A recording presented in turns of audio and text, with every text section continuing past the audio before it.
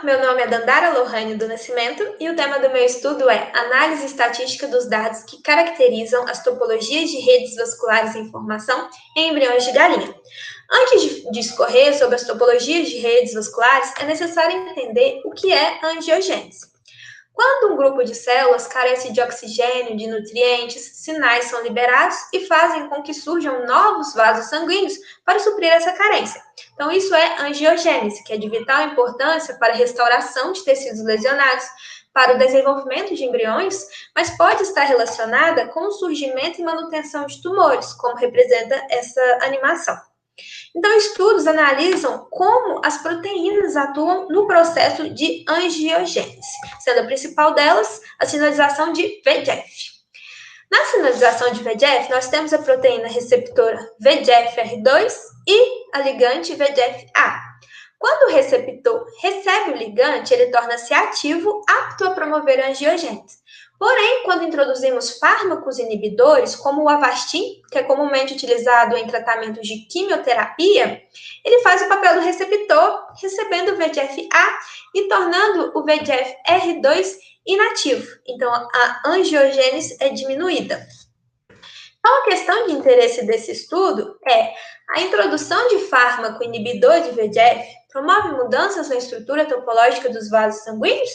E para responder essa questão, será utilizada a seguinte metodologia. Serão analisados os dados de 6 embriões de galinha, da espécie Gallus gallus, igualmente distribuídos em dois grupos. O grupo controle, utilizado para extrair parâmetros, e o grupo tratado com Avastin. Serão analisados os dados do comprimento médio entre as bifurcações e do grau médio dos vértices, fazendo aí então um link com a teoria dos grafos, ao considerar os vasos como as conexões e os pontos de bifurcações como os vértices da rede vascular em formação. Todas as análises serão feitas considerando significância de 5% e os dados foram coletados do estudo de Alves 2018. Primeiramente, será feita a análise dos dados do comprimento médio entre as bifurcações. Ao analisar a normalidade, utilizando o QQ-plot e o Shapiro-Wilk, verificou-se que para os dois grupos, a normalidade dos dados. Ao analisar o box-plot, verificou-se que não há interseção entre as caixas e que o comprimento entre as bifurcações para o grupo tratado é menor que para o grupo controle. Como não há interseção entre as caixas, não foi realizado teste paramétrico.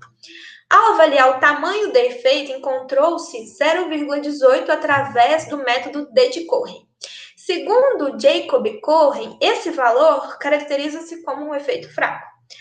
Ao fazer as análises dos dados do grau médio dos vértices, verificou-se que para os dois grupos não há normalidade dos dados e, através do box-plot, verificou-se interseção entre as caixas. Além disso, no grupo tratado, há maior grau médio dos vértices que para o grupo controle.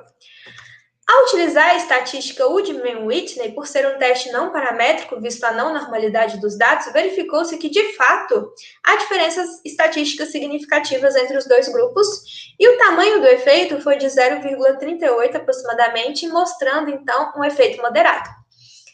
Então, verificou-se estatisticamente, com significância de 5%, que a introdução do fármaco Avastin promove mudança na estrutura topológica dos vasos sanguíneos, em especial no comprimento entre as bifurcações e no grau dos vértices. E para estudos futuros, recomenda-se a realização de análises com quantidades distintas de Avastin nos grupos tratados, a fim de verificar a possível influência de cada concentração.